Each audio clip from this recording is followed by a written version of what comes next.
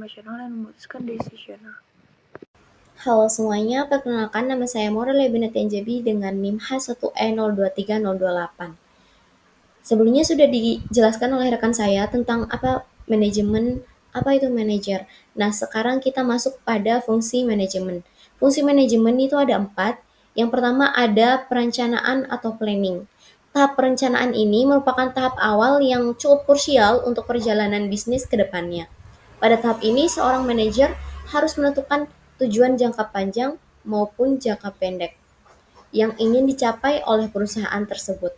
Tujuan perusahaan dapat dalam bentuk kuantitatif maupun kualitatif. Apabila tujuan sudah ditetapkan, maka tahap selanjutnya adalah bagaimana menentukan strategi yang tepat untuk mencapai tujuan tersebut. Setelah strategi itu dirumuskan atau disusun, selanjutnya manajer harus mengalokasikan sumber daya yang dimiliki untuk menjalankan strategi tersebut. Selanjutnya kita masuk pada fungsi manajemen yang kedua, yaitu pengorganisasian atau organizing. Pada tahap ini, tugas manajer adalah membentuk tim atau organisasi yang tepat untuk melaksanakan rencana yang telah dirumuskan atau disusun sebelumnya pada fungsi manajemen yang pertama, yaitu tadi perencanaan. Tahap ini juga merupakan salah satu proses dari pengalokasian sumber daya, khususnya pada sumber daya manusia. Manajer menentukan peran atau posisi apa saja yang dibutuhkan dalam organisasi. Posisi tersebut dapat dibentuk dengan memiliki tugas, wewenang, serta tanggung jawab masing-masing, serta bagaimana hubungannya dengan posisi lain dari banyaknya posisi yang ada dalam organisasi. Mereka harus dapat bekerja dan kooperatif untuk mencapai tujuan perusahaan.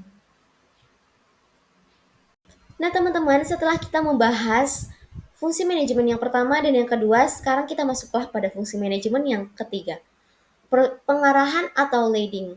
Pengarahan adalah proses membimbing bawahan agar bekerja sesuai rencana. Tujuannya antara lain menjalin kontinuitas perencanaan, membudayakan prosedur, dan memotivasi bawahan. Fungsinya agar menggerakkan orang lain untuk menyelesaikan pekerjaannya. Unsur-unsur pengarah meliputi gaya kepemimpinan, motivasi, keputusan, teamwork, dan komunikasi. Pada proses pengarahan inilah leadership mulai teruji pada manajer. Manajer harus menunjukkan kuasanya, kepribadiannya, pengaruhnya, hingga keterampilan komunikasinya untuk mengelola individu serta tim agar selalu bersinergi.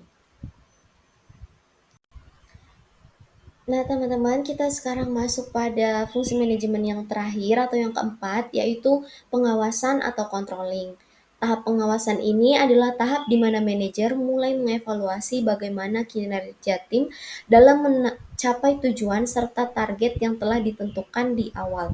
Apakah pekerjaan sudah dilakukan dengan benar? Apakah indikator keberhasilan sudah tercapai? Apakah misi sosial sudah diselesaikan? Apakah ditemukan kendala dalam pelaksanaan? Jika iya, maka seorang manajer akan mencari solusi yang dapat dilakukan untuk menyelesaikan masalah tersebut.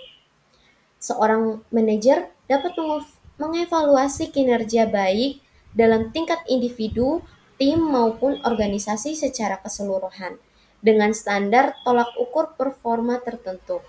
Hasil dari proses pengawasan ini adalah kemampuan manajer mengukur performa perusahaan bisnis dengan akurat, serta mengembangkan standar-standar baru untuk perusahaan di masa depan. Selanjutnya kita akan masuk ke materi kedua yang akan membahas tentang perilaku dan perbedaan individual. Pengertian perilaku dan perbedaan individual. Perbedaan individu adalah suatu karakteristik unik yang dimiliki oleh setiap individu, baik secara fisik maupun non-fisik, yang menyebabkan seseorang memiliki ciri khas berbeda dari orang lain. Perbedaan ini dapat terlihat dalam berbagai aspek seperti kepribadian, kemampuan, gaya berpikir, serta cara berinteraksi dengan lingkungan.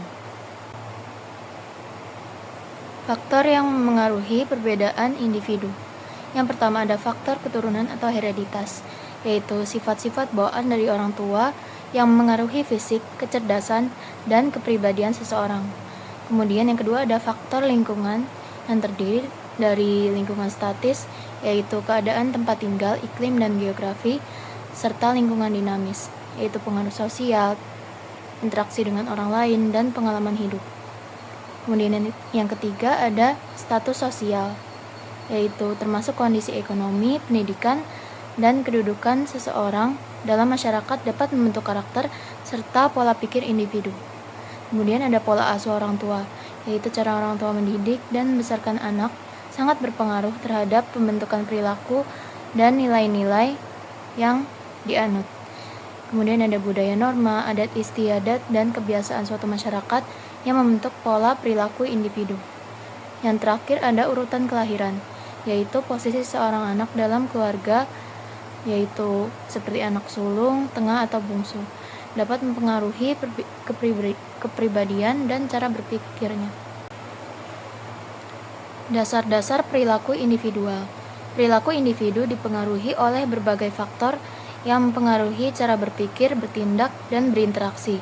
Beberapa faktor utama meliputi yang pertama ada karakteristik biografis, yaitu usia, jenis, kelamin, dan pengalaman hidup yang mempengaruhi pola pikir dan keputusan seseorang. Kemudian ada kemampuan, yaitu kecerdasan, keterampilan, dan daya tahan fisik yang menentukan bagaimana seseorang menyelesaikan tugas. Kemudian yang terakhir ada pembelajaran, pengalaman, dan interaksi dengan lingkungan yang membentuk kebiasaan dan cara berpikir. Di sini ada karakter biografis. Pertama ada usia. Jadi usia itu mempengaruhi cara mereka berinteraksi, beradaptasi, dan berkontribusi dalam organisasi. Karyawan yang lebih muda seringkali lebih terbuka terhadap perubahan dan teknologi baru, sedangkan karyawan yang lebih tua biasanya memiliki pengalaman yang lebih banyak dan cenderung lebih konservatif dalam pendekatan mereka. Kedua, di sini ada jenis kelamin. Jadi jenis kelamin itu dapat mempengaruhi dinamika tim, gaya komunikasi, dan cara karyawan berinteraksi satu sama lain. Pria seringkali lebih dominan dalam situasi kompetitif, sementara wanita cenderung lebih kolaboratif dan fokus pada hubungan internasional. Untuk contohnya bisa dilihat di teks di sini. Yang ketiga, yaitu ada status kawin. Status kawin itu mempengaruhi tingkat kepuasan kerja serta tingkat pengunduran diri. Hal ini disebabkan dengan perkawinan menyebabkan meningkatnya tanggung jawab seseorang terhadap suatu pekerjaan. Hal ini menyebabkan seseorang tersebut dapat melihat atau menilai suatu pekerjaan menjadi lebih penting dan bernilai.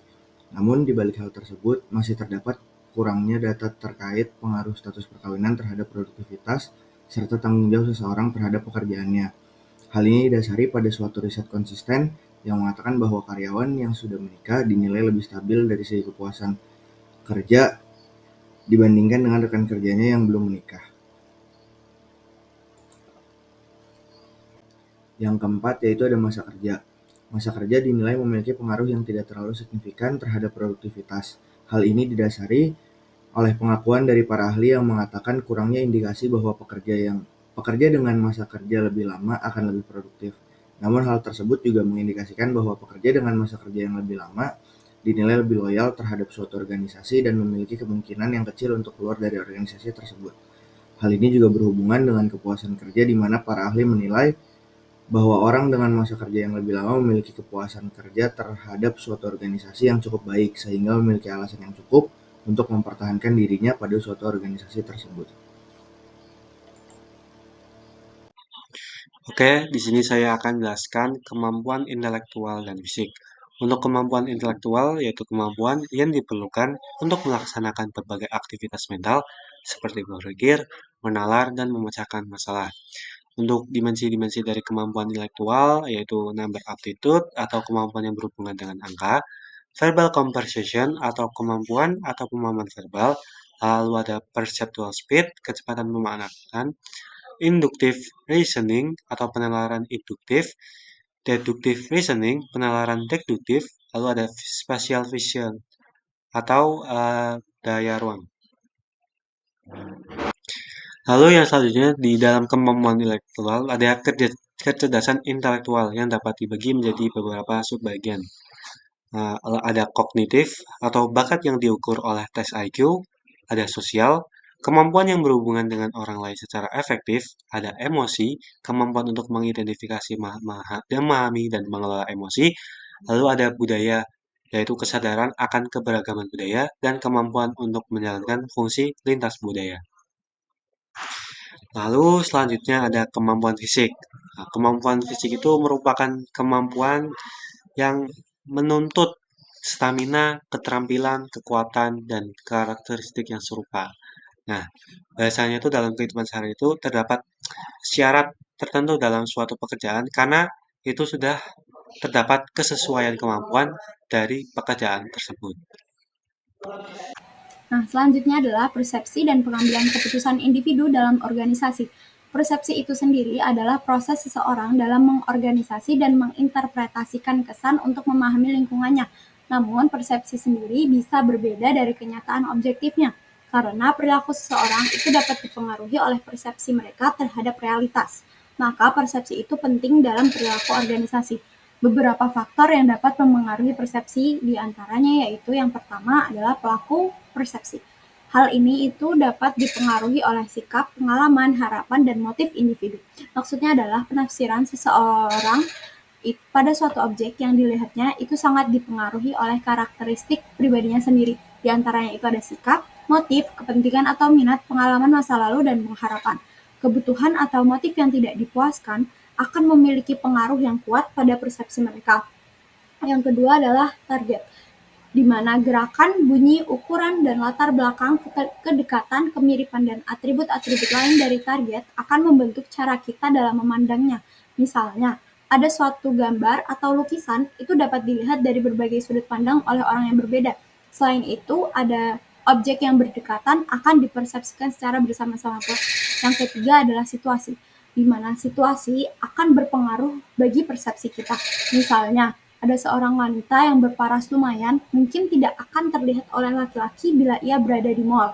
Namun, jika ia berada di pasar, kemungkinannya sangat besar bahwa para lelaki akan memandangnya.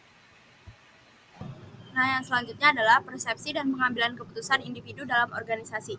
Keputusan itu dapat diambil sebagai respons terhadap masalah yang dihadapi dengan mempertimbangkan berbagai alternatif untuk mencapai hasil yang diinginkan. Seringkali persepsi yang keliru bisa mempengaruhi keputusan. Nah, ada beberapa langkah yang dapat diambil untuk pengambilan keputusan secara rasional. Yang pertama adalah mendefinisikan masalahnya. Yang kedua, mengidentifikasikan kriteria keputusan. Yang ketiga, mengevaluasi kriteria. Yang keempat, menyusun alternatif. Yang kelima, menilai alternatif. Yang keenam, memilih keputusan terbaik. Dan yang terakhir adalah mempertimbangkan keterbatasan rasionalitas. Nah, yang selanjutnya adalah hubungan antara persepsi dan pengambilan keputusan individu. Yang pertama, keputusan individu itu dapat dipengaruhi oleh persepsi mereka terhadap situasi yang sedang dihadapi.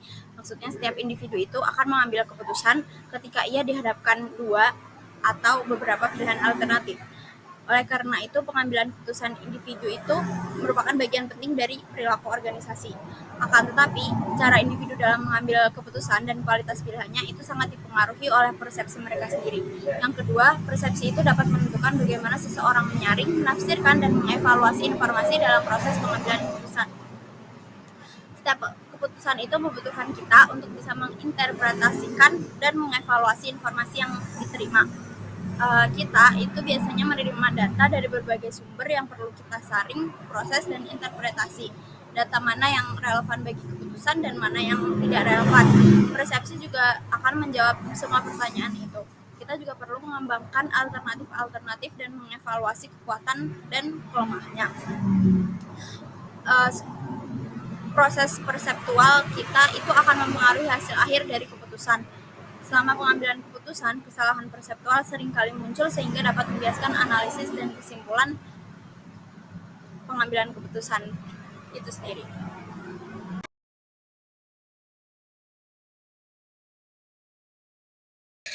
Sekian presentasi dari kelompok kami, kurang lebihnya mohon maaf. Terima kasih. Wassalamualaikum warahmatullahi wabarakatuh.